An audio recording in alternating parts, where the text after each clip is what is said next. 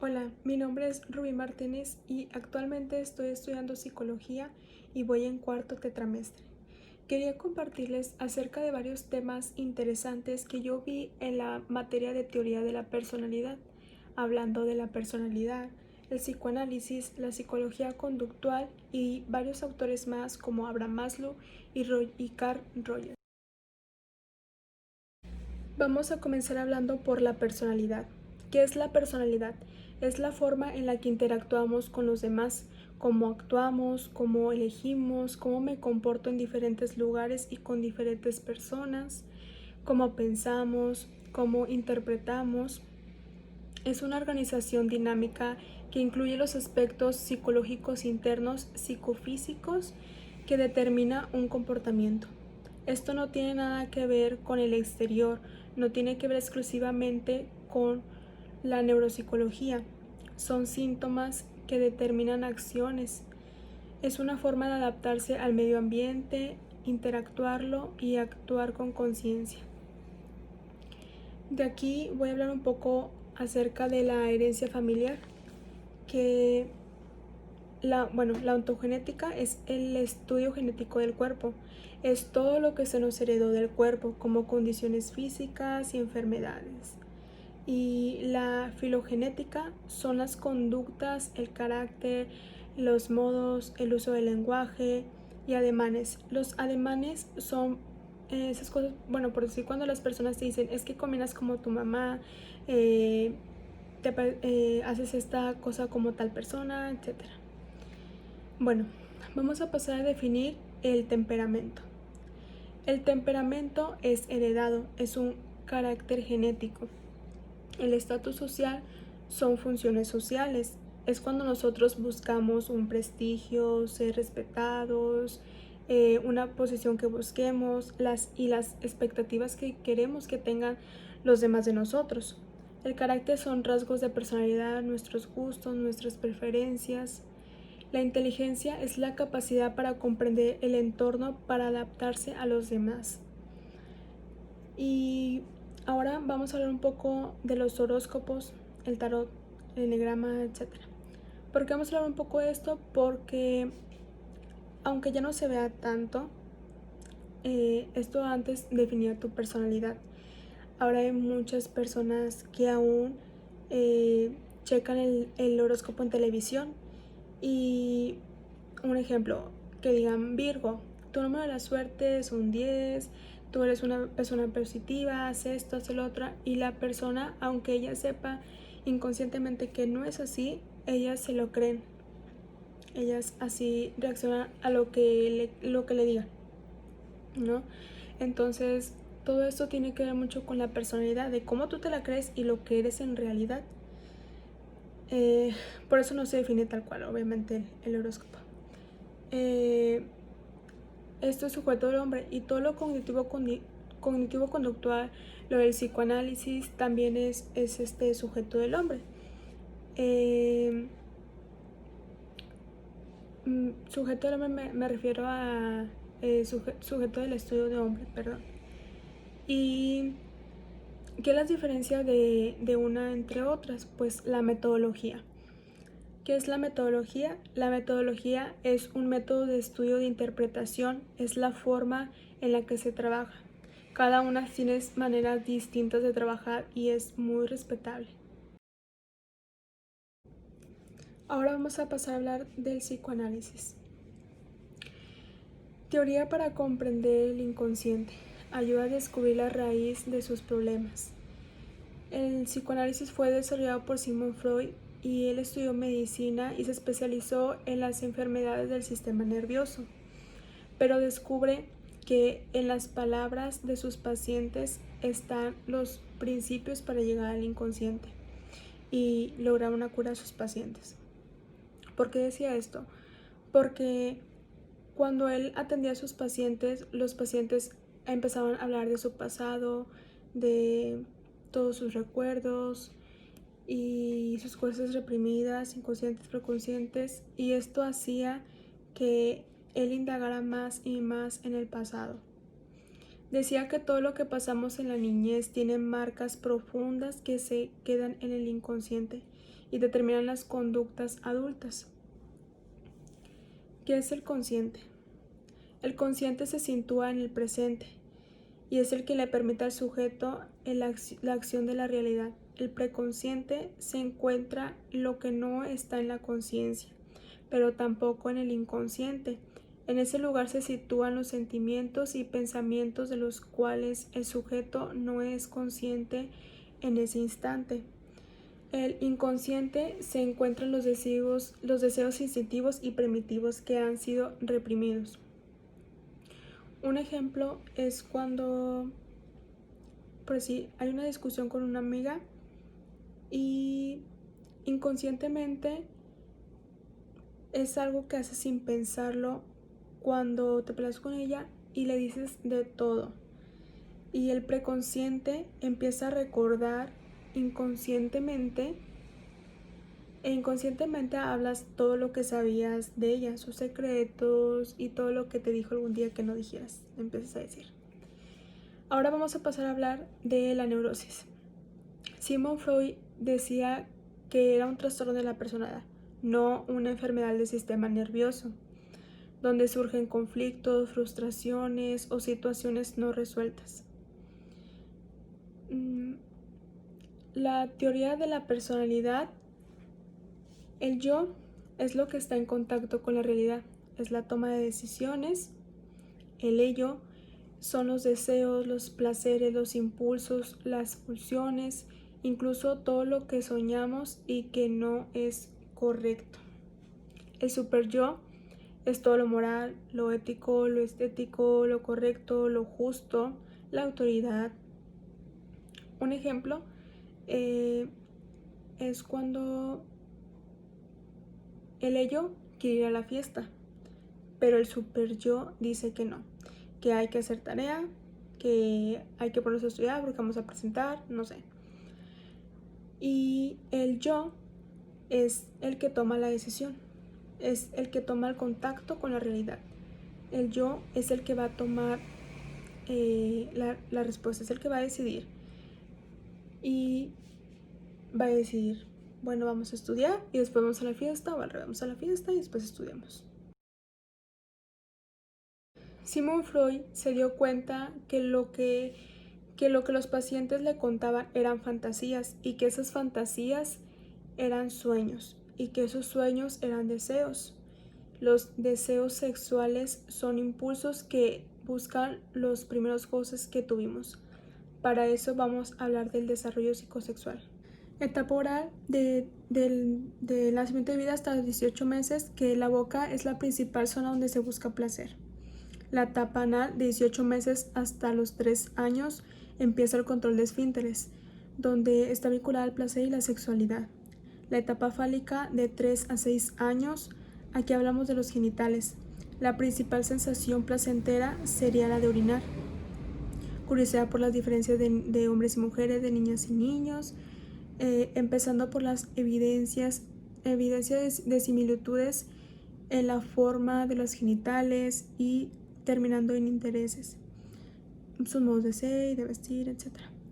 Etapa de latencia empieza de los 7 años y se extiende hasta el inicio de la pubertad. En esta etapa se caracteriza por no tener una zona erógena concreta y en general por representar una congelación de las experimentaciones de la materia de sexualidad. La etapa genital aparece de la pubertad y de la pubertad hasta adelante y está relacionada con los cambios físicos que acompañan en la adolescencia. Además, en esta fase del desarrollo psicosexual está relacionada con todo lo sexual y se vuelve tan intenso que no se puede reprimir con la misma eficacia de etapas anteriores.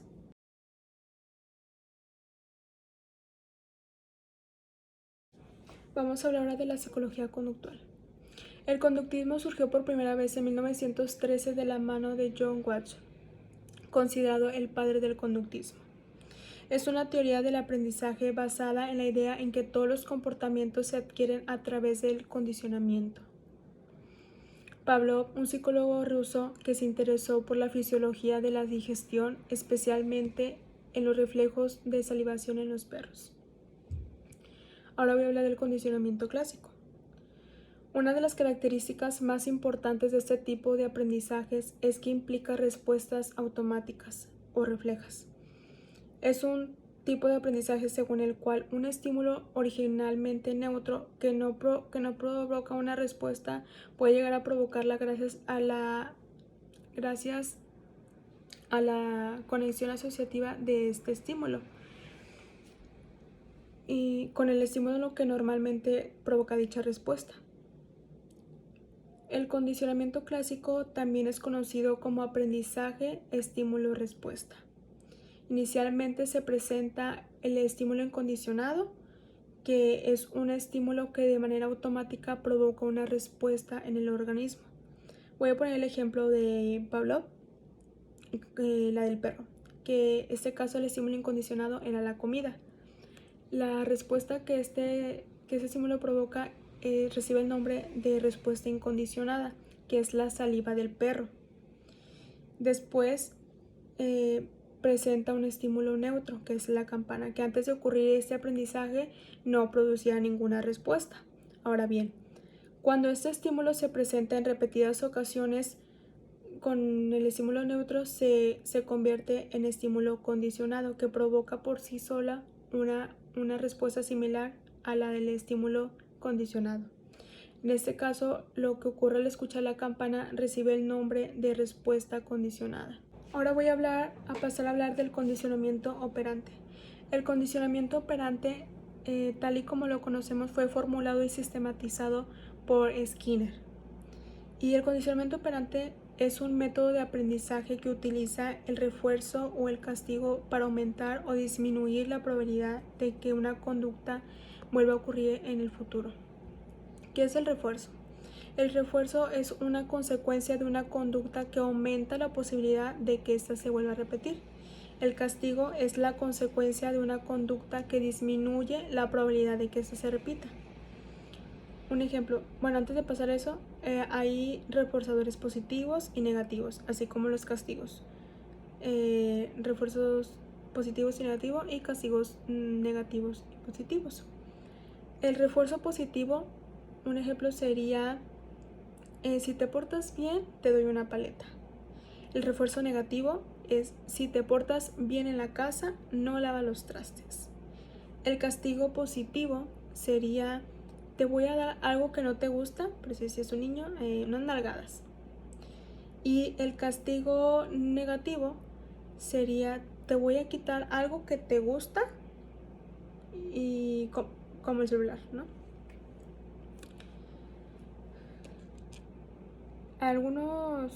Algunos ejemplos que podía dar del condicionamiento clásico que ya vimos anteriormente es cuando nosotros, cuando toca el timbre del salón, el timbre de la escuela, que toca, que se escucha y nosotros sabemos que es la hora de comer o de salir, ¿no?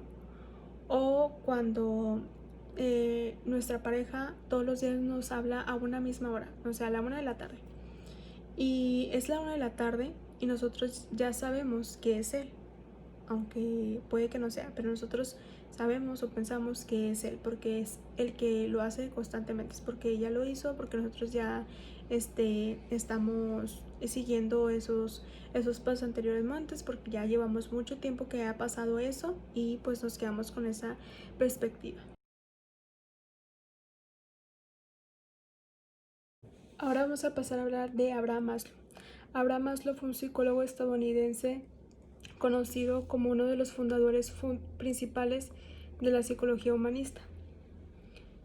Y él lo que hizo, su desarrollo teórico más conocido fue la pirámide de las necesidades. Es un modelo que plantea las jerarquías de las necesidades humanas. Y a continuación se los voy a poner aquí y se los voy a explicar. Empieza con las necesidades básicas, necesidades fisiológicas, que son las necesidades fisiológicas. Bueno, son las necesidades de respirar, de beber agua, de alimentarse, de dormir bien, de respirar, y necesidad de evitar el dolor. Y luego continuamos con las necesidades de seguridad, que son las seguridades físicas y de salud. También necesidad de recursos como casas, dinero, automóvil, todo eso. Después hay las necesidades de afiliación, que estas nos hablan de las funciones de la relación, parejas, amistades, amigos, aceptación social. Y después las necesidades de reconocimiento, que como bien lo dice esta, son se consideran en cima alta, y bueno, como confianza, competencia, logros, independencia, libertad y necesidad de atención, aprecio, reputación, estatus y todas esas cuestiones. Y al final está la autorrealización, que esta nos habla de, bueno, esta es la necesidad fisiológica más elevada del ser humano, y es sentir satisfacción al poder lograr todo eso. Y es la moralidad, la espontaneidad, la falta de prejuicios, la construcción de problemas. Y bueno, Abraham Maslow dijo que todas estas son necesidades básicas que todas las personas debemos de tener para ser funcionales, para poder lograr continuar, para poder estar bien, porque no nos podemos saltar de diferentes niveles. Tenemos que ir siguiendo necesidades fisiológicas, de seguridad y así, hasta llegar, como bien lo dice, a la meta de autorrealización. Entonces, esto es lo más importante de Abraham Maslow. Ahora vamos a hablar de Carl Rogers. Fue un psicólogo estadounidense que pasó a la historia por ser uno de los principales exponentes de la corriente humanista. Una de las aportaciones más importantes de Carl era la teoría de la personalidad, que, bueno, para él una persona completamente funcional y que ha alcanzado esos estados son los que tienen esas características bueno, son 7 rasgos que él dijo, que son los siguientes. Número 1, una gran apertura a la experiencia, una falta de defenderse. Número 2, un estilo de vida que pone en énfasis el disfrutar el momento de no poder manipularlo. 3, la capacidad de confiar en uno mismo y sus propias habilidades. Número 4, la habilidad para tomar decisiones y aceptar la responsabilidad de las mismas. 5, son los altos niveles de creatividad. 6, es la capacidad para actuar en base a las propias decisiones de manera constante. 7, una vida llena en la que está implicado todo el aspecto de emociones que podemos sentir los seres humanos.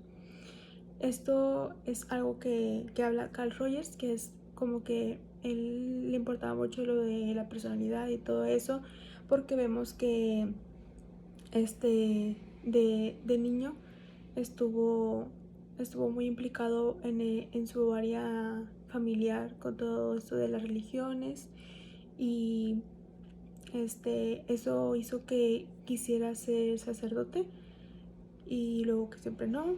Entonces hubo así como que muchas complicaciones, entonces para él la personalidad se iba desarrollando con base a tu historia personal.